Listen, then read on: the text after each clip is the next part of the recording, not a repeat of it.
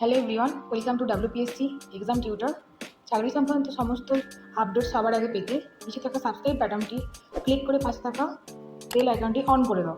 আজকে একটা নিয়ে এসেছি নতুন ভিডিও তোমাদের কাছে। আমি তোমাদের কর্মসংস্থান যে রিসেন্ট পেপার, ঠিক আছে, এই 18ই জানুয়ারি 2025, ঠিক আছে। তো এই কর্মসংস্থান পেপারটা নিয়ে তোমাদের কাছে চলে এসেছি। তো সকলকে বলবো, এর আগের সপ্তাহের যে কর্মসংস্থান পেপারটা, সেটা তোমরা আমার টেলিগ্রাম চ্যানেলে জয়েন হয়ে যাও। সেখানে কিন্তু ফুল পিডিএফ সহ দেওয়া আছে, এবং এই যেটা ভিডিও বানাচ্ছি এটারও কিন্তু আমি পিডিএফ আমি তোমাদের ওই টেলিগ্রাম চ্যানেলে শেয়ার করে দিই। প্রত্যেক সপ্তাহে আমি কর্মসংস্থান পেপার এবং কর্মক্ষেত্র পেপার আমার যে টেলিগ্রাম চ্যানেল আছে সেখানে কিন্তু আমি শেয়ার করে দিই পিডিএফ সহকারে। তো তোমরা সেখান থেকে দেখে নিতে পারো। তো সকলকে বলবো তোমরা আমার টেলিগ্রাম চ্যানেলটা জয়েন হয়ে যাও, ঠিক আছে। আচ্ছা, এরপর দেখো আমি এখানে, চলো আজকে দেখে নিয়ে যাক যে এই সপ্তাহের যে পেপার আছে কর্মসংস্থান পেপার 18ই জানুয়ারি 2025-এ কি কি কারেন্ট এখন তোমাদের চাকরির ভ্যাকান্সি চলছে, এবং সেখানে কি কি চাকরির রিক্রুটমেন্টের জন্য কি কি তোমাদের যে ফর্ম ফিল আপ চলছে সেটা দেখে নেওয়া যাক, ঠিক আছে। তো প্রথমেই দেখো যেটা বলেছে তোমাদের এইমসে, ঠিক আছে। এইমসে তোমাদের কি বলেছে না, একটা হিউজ ভ্যাকান্সি কিন্তু এখানে বেরিয়েছে, কিছু না প্রায় 4,500-এর ওপরে ক্লার্ক, টেকনিশিয়ান, ফার্মাসিস্ট এবং অ্যাটেন্ডেন্ট হিসেবে তোমাদের এখানে কি বলেছে না, এখানে পোস্ট হিসাবে তোমাদের ভ্যাকেন্সি বেরিয়েছে, ঠিক আছে। তো কোথাকার দেখো এইমস কি বলেছে, কল্যাণী, নয়াদিল্লি সহ সারা ভারতের যে বিভিন্ন এইমস এবং ইএসআই অফিসে কাজের জন্য, ঠিক আছে। তো সমস্ত কিন্তু কল্যাণী, নিউ দিল্লি সহ সহ কিন্তু বিভিন্ন যে এইমসগুলো আছে সেই এইমসে কিন্তু তোমাদের এখানে এই ভ্যাকান্সিটা বেরিয়েছে। এবার দেখো এখানে দেখো যে কি কি পোস্টের জন্য বেরিয়েছে। প্রথমে দেখে নেওয়া যাক যে লোয়ার ডিভিশন ক্লার্ক, ঠিক আছে, তারপর আপার ডিভিশন ক্লার্ক। তো এই হিসাবে তোমাদের পোস্টগুলো বেরিয়েছে। এবার দেখো পোস্ট অনুযায়ী যে তোমাদের কি কি ভ্যাকান্সি, এখানে যে যে ভ্যাকান্সির জন্য যে তোমাদের কোয়ালিফিকেশনটা আছে সেই কোয়ালিফিকেশনটা দেখে নাও কি বলেছে দেখো। এলডিসি মানে লোয়ার ডিভিশন ক্লার্কের জন্য কি বলেছে দেখো। তো দেখো লোয়ার ডিভিশন ক্লার্কের জন্য কি বলেছে যে যে কোনো শাখায় উচ্চ মাধ্যমিক পাস করা থাকলে এবং কম্পিউটারে ইংরাজি টাইপিং এর জন্য মিনিটে 1 মিনিটে 35টি শব্দ তুলতে হবে, ঠিক আছে। তাহলে কিন্তু এরা কিন্তু অ্যাপ্লাই করতে পারবে। এছাড়াও কি বলেছে না, বেসিক কম্পিউটার জানতে হবে এবং বয়স হতে হবে 18 থেকে 30 বছরের মধ্যে, ঠিক আছে। আচ্ছা, কোথায় কোথায় ভ্যাকান্সিটা বেরিয়েছে দেখে নাও। ভ্যাকান্সিটা তোমাদের বেরিয়েছে ভোপাল মানে মধ্যপ্রদেশে 10টি, তারপরে কি বলছে এইমস বিবি নগর 3টি, এইমস গুয়াহাটি 3টি, তারপরে তোমার হচ্ছে যে কি বলছে এইমস জম্মু 4টি, এইমস রাজকোট 1টি। তো এই হিসাবে ডিটেলসে আছে, এটা আমি বললাম না, তোমরা দেখে নিও। এরপরে দেখো কি বলেছে আপার ডিভিশন ক্লার্ক, ঠিক আছে। আপার ডিভিশন ক্লার্কের জন্য যে কোনো শাখায় তোমরা গ্র্যাজুয়েট হতে হবে। তো দেখো এখানে আমি তোমাদের 6 পাতায় চলে এলাম, 1 পাতার পরে 6 পাতা এখানে বলে দিয়েছে।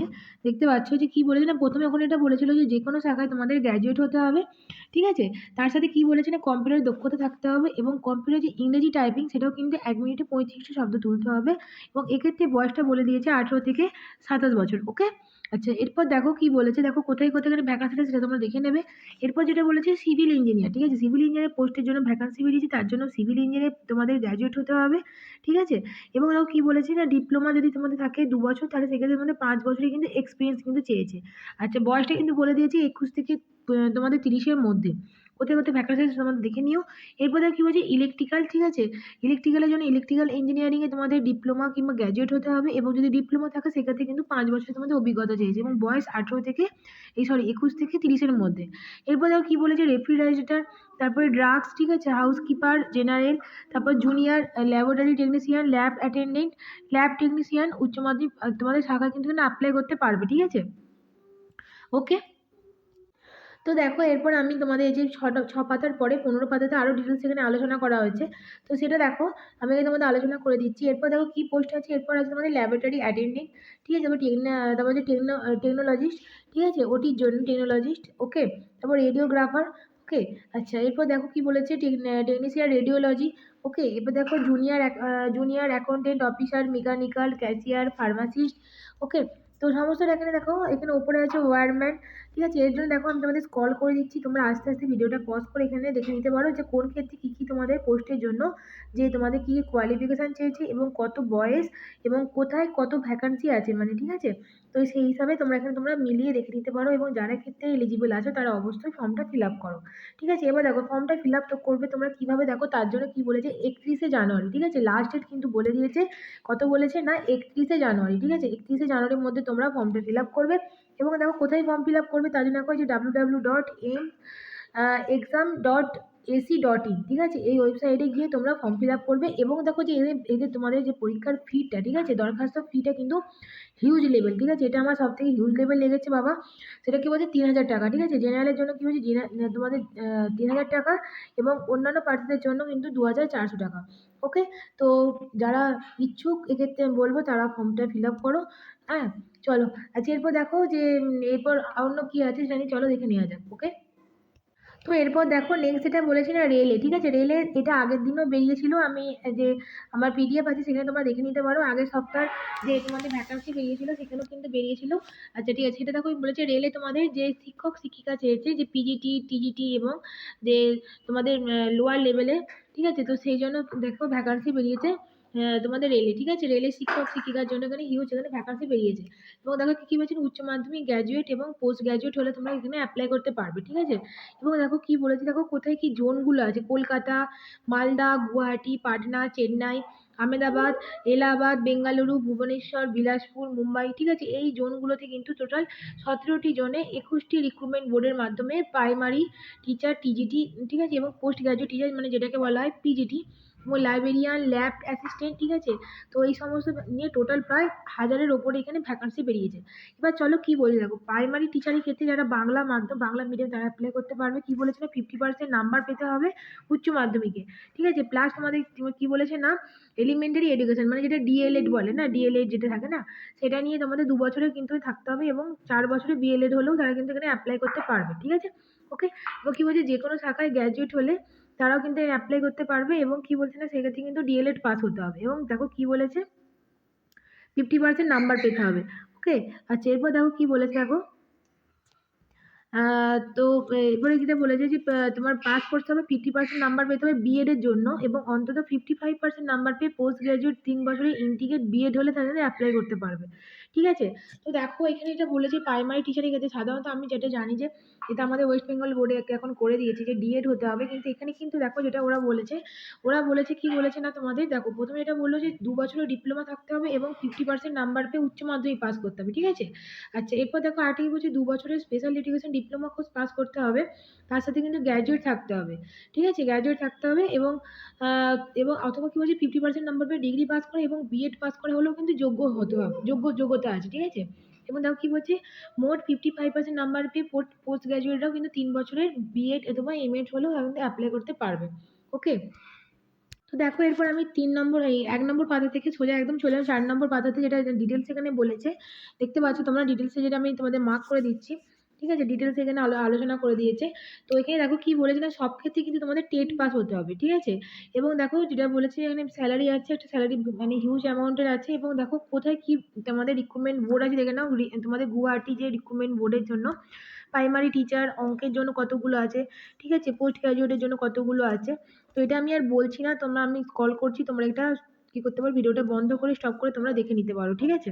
ওকে, তো দেখো এখানে আমি আস্তে আস্তে স্ক্রল করে দিলাম। ওকে, তো এরপর দেখো আরো এখানে ডিটেলসে জানার জন্য একদম চলে এসেছি তারপরে, ঠিক আছে? এখানে দেখো আরো ওখানে বলেছে ডিটেলস, এগুলো আমি আরো স্ক্রল করে দিচ্ছি, ঠিক আছে? আচ্ছা, এরপর দেখো যে কোথায় কোন যে তোমাদের ভ্যাকান্সি আছে সেই ভ্যাকান্সি হিসাবে তোমাদের কি আছে, প্রার্থী বাছাই হবে কিভাবে, ঠিক আছে? প্রার্থী বাছাই হবে কিন্তু যে তোমাদের কম্পিউটার বেসড একটা পরীক্ষা হবে, তাতে সফল হলে তোমাদের কি হবে না, এখানে ভেরিফিকেশন জন্য ইন্টারভিউ হবে, তাই জানো তো? ইন্টারভিউ হবে এবং পরীক্ষাটা দেখো কত নম্বরে কি বলছে, 100 নম্বরে 100টি পরীক্ষা মানে 100 নম্বরে 100টি প্রশ্ন থাকবে পরীক্ষাতে। জেনারেল অ্যাওয়ারনেস 15 নম্বরে থাকবে, ঠিক আছে? আচ্ছা, তারপরে জেনারেল ইন্টেলিজেন্স তোমার 15 নম্বর, রিজনিং থাকবে, অঙ্ক, জেনারেল সায়েন্স, ঠিক আছে? তো কি বলেছে এবার দেখো যেটা তোমাদের আছে, তারপর নেগেটিভ মার্কের জন্য তিনটে ভুল করলে 1 নম্বর কিন্তু কাটবে, ঠিক আছে? দরখাস্ত কিভাবে করবে তোমরা, দরখাস্ত কিন্তু লাস্ট ডেট কিন্তু 6ই ফেব্রুয়ারি, ঠিক আছে? 6ই ফেব্রুয়ারি দরখাস্তের লাস্ট ডেট। এবং দেখো যারা যারা দরখাস্ত করতে চাও তারা কিন্তু দেখো যে দরখাস্ত করতে গেলে কিন্তু 500 টাকা করে যে তোমাদের ফিস লাগবে এবং মহিলা এবং তপশিলি প্রতিবন্ধীদের জন্য 250 টাকা করে, ঠিক আছে? আশা করি বোঝাতে পেরেছি। এবং দেখো ওয়েবসাইট, তোমরা দরখাস্ত কিভাবে করবে, তোমরা যদি কলকাতা যদি বোর্ডের মাধ্যমে করতে চাও তাহলে দেখো www ডট এই যে rrb.kolkata ঠিক আছে? এই ওয়েবসাইটে গিয়ে তোমরা ফর্মটা ফিল আপ করতে পারবে। যারা মালদার জন্য আছো তারা দেখো মালদার জন্য যে ওয়েবসাইটটা দিয়েছে rrbmalda.government.in, এবং যারা রাঁচির জন্য আছে তারাও এখানে দেখে নিতে পারো, ঠিক আছে? যেমন গুয়াহাটিওয়ালা যে পোস্ট আছে, ঠিক আছে, যে ওয়েবসাইটে সেই ওয়েবসাইটে গিয়ে তোমরা ফর্মটা ফিল আপ করবে। আশা করি বোঝাতে পেরেছি। সকলকে বলবো ভিডিওটি না টেনে একদম শেষ পর্যন্ত দেখো, এবং শেষ পর্যন্ত দেখে এবং যদি কোথাও কিছু তোমাদের বুঝতে অসুবিধা হচ্ছে তোমরা অবশ্যই কিন্তু কমেন্ট বক্সে কমেন্ট করতে পারো। আমি চেষ্টা করবো তোমাদের রিপ্লাই করে তোমাদের হেল্প করা, তোমাদের পাশে থাকা। ঠিক আছে, চলো নেক্সট কি আছে দেখে নেওয়া যাক। তো দেখো এখানে নেক্সট যেটা বলেছে যে রেলে কিন্তু মাল্টিটাস্কিং স্টাফের জন্য কিন্তু এখানে ভ্যাকান্সি বেরিয়েছে। ঠিক আছে, দেখতে পাচ্ছ মাল্টিটাস্কিং স্টাফের জন্য এখানে ভ্যাকান্সি বেরিয়েছে। মাধ্যমিক পাস ছেলেমেয়েরা কিন্তু এক্ষেত্রে যোগ্য আছো, এবং দেখো বয়স কিন্তু 18 থেকে 33-এর মধ্যে হতে হবে। ঠিক আছে, এখানে কিন্তু প্রার্থী বাছাই কিন্তু লিখিত পরীক্ষার মাধ্যমে হবে। কবে কিভাবে সবকিছু ডিটেলসের জন্য ওয়েবসাইটে সমস্ত কিছুটা ডিটেলসে দেওয়া আছে। ওকে, তো দেখো এখানে যে তোমাদের ডিটেলস পাওয়ার জন্য যে ওয়েবসাইটটা আছে সেই ওয়েবসাইটে তোমরা কিন্তু এখানে দিয়ে দিয়েছে, দেখে নিতে পারো, চেক করে নিতে পারো। এই যে এই ওয়েবসাইটে এখানে দিয়ে দিয়েছে, আমি মার্ক করে দিলাম। ঠিক আছে, এই ওয়েবসাইটে যাবে এবং দেখো তোমাদের ফর্ম ফিল আপ কিন্তু 18 থেকে 16ই ফেব্রুয়ারি পর্যন্ত, 18ই জানুয়ারি থেকে 16ই ফেব্রুয়ারি পর্যন্ত কিন্তু এখানে ফর্ম ফিল আপ হবে। ঠিক আছে, সমস্ত ব্যাপারটা তোমরা ওই ওয়েবসাইটে গিয়ে চেক করে নিতে পারো। ওকে, চলো নেক্সট কি আছে দেখে নেওয়া যাক। নেক্সট দেখো এখানে এটা বেরিয়েছে যে ভারত ইলেকট্রনিক্সে 350 প্রফেশনারি ইঞ্জিনিয়ারের জন্য এখানে ভ্যাকান্সি বেরিয়েছে। ঠিক আছে, দেখতে পাচ্ছ, মার্ক করে দিচ্ছি, দেখে নাও।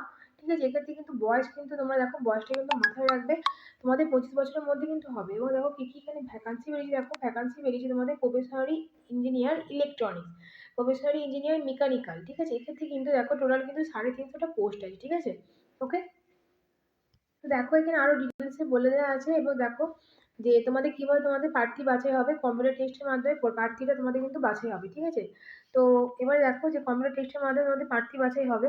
তো এবার দেখো যে তোমাদের ফর্ম ফিল আপ যে করবে, ফর্ম ফিল আপের জন্য দেখো www.bel.in.india.in। ঠিক আছে, এই ওয়েবসাইটে গিয়ে তোমরা 31শে জানুয়ারির মধ্যে কিন্তু ফর্মটা ফিল আপ করতে পারো। পরীক্ষার ফিস বাবদ কিন্তু তোমাদের ফর্ম ফিল আপের জন্য 1180 টাকা করে লাগছে। ওকে, আশা করি বোঝাতে পেরেছি। চলো নেক্সট কি আছে দেখে নেওয়া যাক। আচ্ছা, এরপর দেখো সেনাবাহিনীতে কি বলেছে, ভাই 379টি টেকনিক্যাল অফিসারের জন্য এখানে কিন্তু ভ্যাকান্সিটা বেরিয়েছে, তোমরা দেখে নিতে পারো, এটা মার্ক করে দিচ্ছি তোমাদেরকে।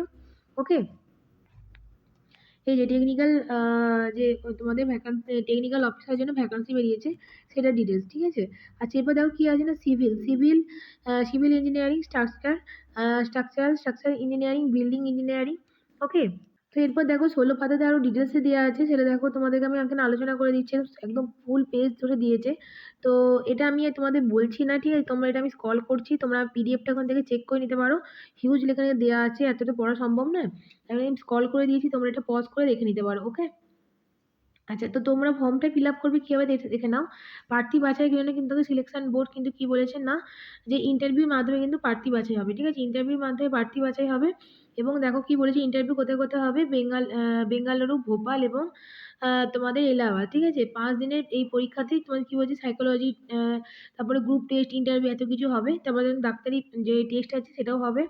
এবং ওয়েবসাইট কি করে আছে, ওয়েবসাইট আছে আমাদের 5ই ফেব্রুয়ারির মধ্যে কিন্তু ফর্ম ফিল আপ করবে। এবং দেখো যে ওয়েবসাইটটা www.joinindia.nic.in। ঠিক আছে, এই ওয়েবসাইটে গিয়ে তোমরা ফর্মটা ফিল আপ করতে পারবে।